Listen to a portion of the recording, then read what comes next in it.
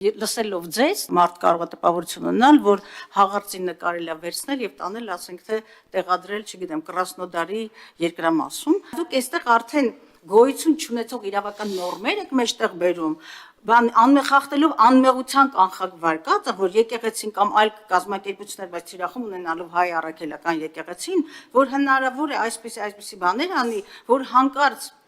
չգիտես ինչու բերում եք մեկ այլ քաղաքական ուժի ներկայացի հայտարարություն, որը բացարձակապես այս պահին դրա տեղը եւ անհրաժեշտությունը չկար, դարձնում է քաղաքական շահարկման առարկա եւ իրականության մեջ դուք նաեւ ստվերում եք այն ազնիվ գործը, որ կարող է մտածել, որ ձեր մտքի մեջ կար, որը հուշարձանի պահպանության լավագույն շահն է,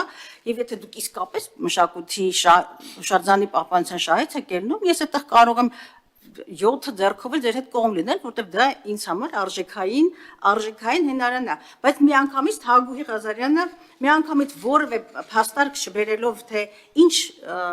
հիմնավորումը, ինչից է բխում, ինչ անհանգստություն կա, ինչ սոցիալական պատվեր կա, ասում եմ, ես այստեղ գալուց հանկարծ լրահոսում տեսա, որ հնարավոր է ինչ որ չգիտեմ, կարող կասկածելի մեկն ասել է, վերցնում եմ եւ այս թեմը տանեմ, չգիտեմ, Մոզամբիկում տեղադրեմ։